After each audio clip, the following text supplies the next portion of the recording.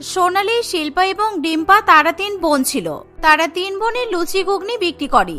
আসলে তাদের বাবা ছিল না, তাই তাদের মা লোকের বাড়িতে কাজ করে থাকে। সকাল থেকে দুপুর পর্যন্ত তারা ঠেলাগাড়ি নিয়ে লুচি ঘুগনি বিক্রি করার জন্য বাজারে চলে যায়। শিল্পী এবং সোনালী তারা সব সময় নিজেদের কাজটাকে মন দিয়েই করত, কিন্তু রিম্পা যে ছিল সবচেয়ে ছোট বোন, সে নিজের কাজকে কোনোদিনও কাজ বলে মনে করে না। সে সব সময় শহরে এবং বিদেশে যাওয়ার চিন্তা ভাবনা করে। একদিন, দূর বাবা, এই কাজকর্ম করতে আমার আর ভালো লাগে না। এই দিদি, তোরা এইসব কাজগুলো করে নে। এই লুচি ঘুগনি বিক্রি করো, মানুষকে দাও, আবার কে ভালো বলবে কে খারাপ বলবে। আমি এরকম লুচি ঘুগনি মোটেই বিক্রি করতে পারবো না।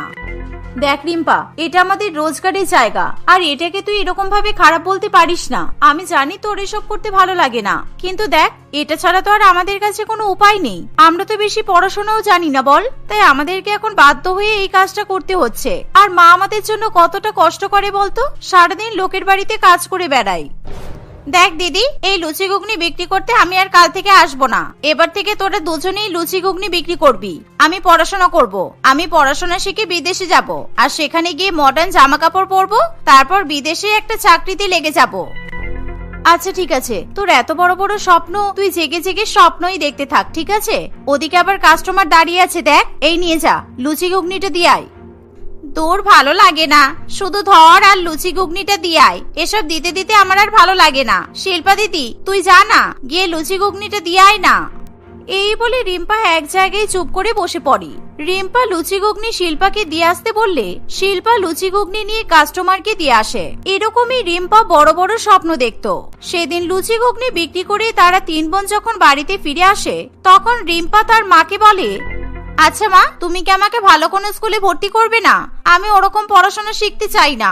আমি একটা বড় নামি দামি স্কুলে পড়াশোনা শিখতে চাই। এখন আমি যেই সরকারি স্কুলে পড়াশোনা করতে যাই, ওই স্কুলে তো কোনো কিছুই ভালো করে শেখায় না, আর সেই জন্য আমি কোনো পড়াশোনা বুঝতেও পারি না। দেখ রিম্পা, মায়ের কাছে দামি স্কুলে ভর্তি করার মতো অত টাকা নেই, তাই তোকে সরকারি স্কুলে পড়তে হবে। সরকারি স্কুলে তো ঠিকভাবেই পড়ায়। তুই যদি ঠিকঠাক ভাবে পড়াশোনা করতে না পারিস, ওটা তো স্যার ম্যাডামদের দোষ নয়। না, মোটেই না। আমি অনেক বড় স্কুলে পড়তে চাই, যেখানে সব কিছু ভালো মতো শেখানো হবে, আর আমি খুব ভালো করে সব বুঝতেও পারবো। ওখান থেকে আমি পড়াশোনা করে যেন বিদেশে চলে যেতে পারি, কারণ আমার খুব ইচ্ছে বিদেশে যাওয়ার। আমি প্লেনে করে উড়ে উড়ে বিদেশে যাব। আচ্ছা আচ্ছা ঠিক আছে, এখন আর উড়ে উড়ে স্বপ্ন তোমাকে দেখতে হবে না, ঠিক আছে? আর বেশি কথা না বাড়িয়ে খাবার খেয়ে নে, অনেক রাত হলো। এখন আর অত স্বপ্ন দেখে লাভ নেই। চুপচাপ খাবার খেয়ে তোরা ঘুমিয়ে পড়। ও আচ্ছা মা, তাহলে কি তুমি আমাকে বেশি পড়াশোনা শেখাবে না? দেখো না, তুমি আমাকে পড়াশোনা না শেখালে আমি কিন্তু স্যার ম্যাডামদেরকে গিয়ে বলবো, তোমার নামে অনেক অভিযোগ করব। আমি পড়াশোনা শিখতে চাই, আমি বিদেশে যেতে চাই, ওখানে গিয়ে আমি কাজ করতে চাই। আচ্ছা ঠিক আছে, আমি তোকে পড়াশোনা শেখাবো, কেমন? এবার খাবারটা খেয়ে নে, আর রাগ করিস না। সত্যি এই মেয়েটাকে নিয়ে আমি আর পারি না বাবা। এই বলে কল্পনা দেবী এবং তার 3 মেয়ে একসঙ্গে খাওয়া দাওয়া করে ঘুমিয়ে পড়ে। এভাবেই দেখতে দেখতে কিছুদিন কাটে। একদিন তারা 3 বোনে যখন লুচি ঘুগনি বিক্রি করছিল, তখনই তাদের ঠেলাগাড়ির সামনে একটা বড় 4 চাকা গাড়ি এসে দাঁড়ায়।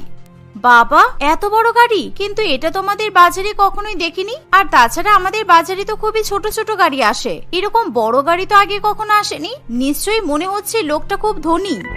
এই দাঁড়া দাঁড়া, তোরা কথা বলতে পারবি না, আমি ওনার সঙ্গে কথা বলছি। আর তাছাড়া দেখেই বোঝা যাচ্ছে উনি তোদের সঙ্গে কথা বলবে না, উনি তো আমার দিকে তাকিয়ে আছে। এই বলে রিম্পা গাড়ি থেকে নামা ছেলেটার দিকে এগিয়ে যায়। হাই, আমার নাম রিম্পা। আসলে আমি এখানে আমার দিদির সঙ্গে লুচি ঘুগনি বিক্রি করি। আপনার কি কিছু লাগবে? আপনাকে এত সুন্দর দেখতে, আর আপনি এখানে লুচি ঘুগনি বিক্রি করেন? ও মাই গড! আপনি চাইলে আমার সঙ্গে প্যারিসে যেতে পারেন। ওখানে আপনাকে একটা খুব ভালো কাজে লাগিয়ে দেবো, যেখানে খুব কম শিক্ষিতরাও কাজ করতে পারে। ওখানে এখন কাজের অনেক ডিমান্ড। যাবেন? কি সত্যি? আপনি আমাকে সত্যি প্যারিসে নিয়ে যাবেন? আপনাকে অনেক অনেক ধন্যবাদ। আসলে ছোটবেলা থেকেই আমার অনেক ইচ্ছা আমি বিদেশে যাব। তাহলে কালকে কি আপনি আমার সঙ্গে যেতে পারবেন? আসলে আমি তো এখানে বেশি দিনের জন্য আসিনি, কালকেই আমাকে প্যারিসের উদ্দেশ্যে বেরিয়ে যেতে হবে। ওখানে আমার ইম্পর্টেন্ট কাজ আছে। হ্যাঁ হ্যাঁ ঠিক আছে, আপনি যেদিন বলবেন আমি সেদিনই যেতে রাজি আছি। আপনি যদি বলেন আমাকে কালকে রেডি হয়ে থাকতে, তাহলে আমি কালকেই আপনার সঙ্গে বেরিয়ে যাব। আজকে আমি বাড়িতে সবাইকে জানিয়ে রাখবো, আর প্যাকিংও করে রাখবো, ঠিক আছে? ও গুড, তাহলে তো কোনো ব্যাপারই না। সত্যি আপনার সঙ্গে কথা বলে আমার খুব ভালো লাগলো। আচ্ছা, তাহলে আর কোনো কিছুর অসুবিধা নেই তো? হ্যাঁ, একটা অসুবিধা আছে। আসলে কি বলুন তো, আমাদের কাছে তো অত টাকা নেই, তাই একটু অসুবিধা ছিল। আরে বাবা, আপনি টাকা নিয়ে চিন্তা করছেন কেন? আমি তো আছি। আর আপনি জানেন না, আপনি যদি একবার ওখানে যেতে পারেন না, আমার টাকা আপনি একবারই পেমেন্ট করে দিতে পারবেন। একবার ওখানে গিয়ে শুধু দেখুন না, আপনি 1 মাসের মধ্যে কোটি কোটি টাকা কামিয়ে নিতে পারবেন। এই বলে অনিকেত সেখান থেকে চলে যায়। অনিকেত চলে যাওয়ার পর রিম্পা প্যারিসে যাওয়ার খুশিতে নাচানাচি করতে থাকে। আসলে রিম্পা এখন ক্লাস 10 এর পরীক্ষা দিয়ে ক্লাস 11-এ উঠেছে, আর সে ছোটবেলা থেকেই বিদেশে যাওয়ার স্বপ্ন দেখে। আর আজকে যখন অনিকেত রিম্পাকে প্যারিসে ঘুরতে নিয়ে যাওয়ার কথা বলে, তখন রিম্পা আনন্দে নাচানাচি করতে থাকে। রিম্পাকে এত খুশি হতে দেখে তার বড় দিদি সোনালি বলে, কিরে বোন, তুই হঠাৎ এত নাচানাচি শুরু করে দিলি কেন? কি ব্যাপার? আমি তো কিছুই বুঝতে পারছি না। আর ওই লোকটাই বা তোকে কি এমন বললো? দিদি, তোরা যদি শুনিস তাহলে তোরাও কিন্তু অনেক খুশি হবি। আসলে এই ছেলেটা আমাকে প্যারিসে নিয়ে যাওয়ার কথা বলছে, আর আমি তো যাওয়ার জন্য হ্যাঁ বলে দিয়েছি। কালকে আমার টিকিট, আমাকে যেতে হবে। ওখানে নাকি অনেক কিছু কাজ পাওয়া যায়, আর আমি ওখানে গিয়ে একটা বড় অফিসে কাজ পেয়ে যাব। আমাকে ওই ছেলেটা সব বলেছে। রিম্পার মুখে এমন কথা শুনে সোনালি একটু সন্দেহ চোখেই দেখে, কিন্তু সোনালি খুব ভালো করেই জানে এখন যদি সে রিম্পাকে কোনো কিছু বলতে যায়, রিম্পা ঠিক উল্টোটাই ভেবে বসবে। দেখ রিম্পা, এখনকার ছেলেদেরকে তুই চিনিস না। তাছাড়া প্যারিসটা এখানে নয়, ওটা অনেক দূরে। আমরা তোকে ছাড়া থাকবো কিভাবে? তুই আমাদেরকে ছেড়ে প্যারিসে চলে গেলে আমরা তো তোকে দেখতেই পাবো না, আর মা তো তোকে ছাড়া থাকতেই পারবে না। তুই আমাদেরকে ছেড়ে কোথাও যাস না বোন।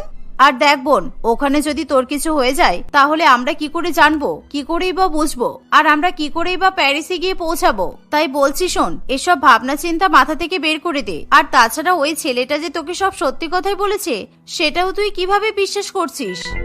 আমি বুঝতে পেরেছি, ওই ছেলেটা আমাকে প্যারিসে নিয়ে যাওয়ার কথা বলেছে বলে তোমাদের এত হিংসা হচ্ছে।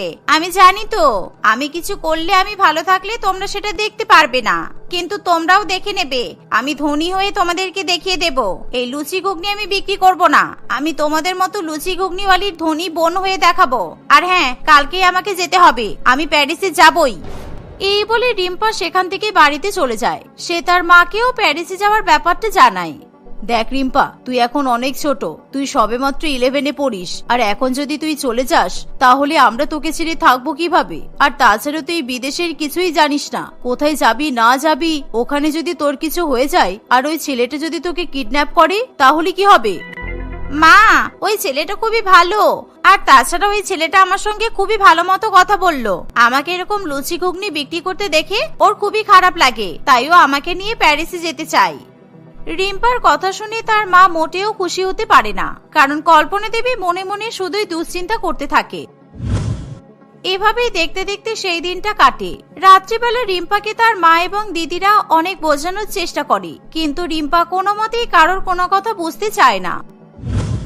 এভাবেই দেখতে দেখতে সেদিন রাত কেটে সকাল হয়ে যায়। সকালবেলা রিম্পা ব্যাগপত্র গুছিয়ে নিয়ে প্যারিসে যাওয়ার জন্য রেডি হয়। সে তার 2 দিদি এবং মাকে বিদায় জানিয়ে অনিকেতের সঙ্গে গাড়িতে করে প্যারিস যাওয়ার উদ্দেশ্যে বেরিয়ে পড়ে।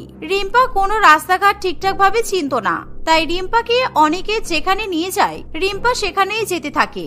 আর এভাবেই অনিকেত ট্রেনে করে রিম্পাকে দিল্লিতে নিয়ে যায়। রিম্পা সেটা বুঝতেই পারে না সেটা প্যারিস নাকি দিল্লি। আচ্ছা অনিকেত, আমি কি তোমাকে একটা কথা জিজ্ঞাসা করতে পারি?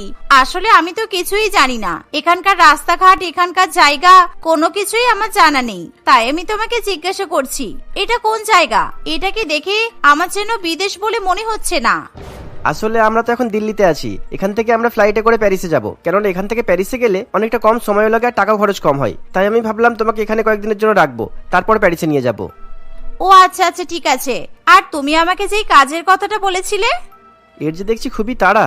আচ্ছা আচ্ছা, বুঝতে পেরেছি, কাজের চক্করে মেয়েটা এখানে এসে পৌঁছেছে। এবার আমি এই মেয়েটাকে কোন কাজে লাগাবো সেটা তো আমার ব্যাপার, তাই না? অনিকেত রিম্পার কোনো কথার উত্তর না দিয়ে সেখান থেকে চলে যায়। আসলে অনিকেত রিম্পাকে পুরোপুরিভাবে মিথ্যা কথা বলেছিল। সে প্যারিসে যাওয়ার নাম করে রিম্পাকে দিল্লির একটা রুমের মধ্যে বন্ধ করে রাখে, যেখান থেকে রিম্পা কোথাও বেরোতে পারে না। আর অনিকেত সেই রুমের মধ্যে রিম্পাকে খাবার নিয়ে এসে দেয়। এভাবেই দেখতে দেখতে কিছুদিন কাটে। একদিন অনিকেত কয়েকটা ফাইল চেক করার জন্য রিম্পাকে দিয়ে বলে, রিম্পা, এই দেখো, আমি তোমাকে বুঝিয়ে দিচ্ছি। এই ফাইলগুলো শুধু তোমাকে চেক করতে হবে, যেগুলো ভুল ওই পেপারগুলো তোমাকে আলাদা করে রাখতে হবে। আর আমি জানি তুমি এটা খুব ভালো করেই করতে পারবে। এই সামান্য কাজ, এটা তো আমি এক নিমেষেই করতে পারবো। এভাবে অনিকেত রিম্পাকে ভুলিয়ে রেখেছিল। আসলে অনিকেত সে নিজেই কখনো প্যারিস দেখেনি। আমি নিজেই কখনো প্যারিস দেখিনি, আর আমি তোমাকে প্যারিস নিয়ে যাব, ওখানে কাজ দেবো? আমার তো খেয়ে দিয়ে কাজ নেই, শুধু শুধু তোর পেছনে টাকা পয়সা নষ্ট করবো। তার চেয়ে ভালো তুই আমার যত টাকা খেয়েছিস তার চেয়ে ডবল টাকা তোর কাছ থেকে আমি আদায় করবো। আর কিছুদিন যাক, বস চলে আসবে, তখন এবার তোর মজা কেমন করে নিতে হয় সেটা আমি খুব ভালো করেই জানি। এমনই ভাবনা চিন্তা করে অনিকেত সেখান থেকে চলে যায়। এইভাবেই দেখতে দেখতে কিছুদিন কাটে। অনিকেত ফাইলগুলো চেক করানোর পর রিম্পাকে কিছু টাকা দিয়ে যায়, আর সেই টাকাগুলো জমিয়ে জমিয়ে রিম্পা অনেক টাকা করে ফেলে। তাই একদিন রিম্পা অনিকেতকে বলে, অনিকেত, আমি তো অনেকদিন হলো কোথাও যাইনি, তাই আমি শপিং করতে যাব। রিম্পার কথায় অনিকেত রাজি হয়ে যায়। তাই অনিকেত রিম্পাকে নিয়ে একটা বড় শপিং মলে যায়। সেখান থেকে রিম্পা অনেক জামা পছন্দ করে, কিন্তু অনিকেত তাকে সেই ভদ্রসভ্য জামাগুলো মোটেই নিতে দেয় না। রিম্পা, তুমি কি পাগল আছো নাকি বলো তো? আচ্ছা, তুমি কি ভুলে যাচ্ছ তুমি এখন গ্রামে নয় শহরে আছো, আর কয়েকদিন পরেই তুমি বিদেশে চলে যাবে। এই শুনে রিম্পা অনিকেতের পছন্দ মতো ছোট ছোট জামা কাপড় কিনে নেয়। এভাবেই দেখতে দেখতে কিছুদিন কাটে। একদিন রিম্পার খবর পেয়ে তার পরিবার রিম্পার সঙ্গে দেখা করতে দিল্লিতে আসে। রিম্পার পরিবার রিম্পাকে দেখে চিনতেই পারে না, কিন্তু রিম্পা তার মা এবং দুই গরিব দিদিকে খুবই অপমান করে। এমনকি রিম্পা তাদেরকে সেখান থেকে চলে যেতে বলে। রিম্পার কাছে একদিন থাকার জন্য অনুরোধ করে। অন্যদিকে অনিকেত জানতে পারে না যে রিম্পার সঙ্গে তার পরিবার দেখা করতে এসেছে। আর সেদিনই অনিকেত রিম্পাকে মজা বোঝানোর জন্য আর রিম্পার কাছ থেকে কিছু টাকা ইনকাম করার জন্য দুটো অচেনা ছেলেকে রিম্পার রুমে নিয়ে আসে।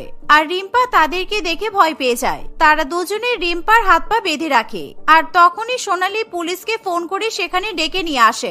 আর এসবের ফলে রিম্পা নিজের ভুল বুঝতে পারে। তাই সে তার মা এবং দুই দিদির কাছে হাত জোড় করে ক্ষমা চায়। সেদিনই রিম্পাকে নিয়ে তার পরিবার আবার গ্রামে ফিরে যায়। রিম্পা আবার তার দুই দিদির সঙ্গে লুচি ঘুগনি বিক্রি করতে শুরু করে।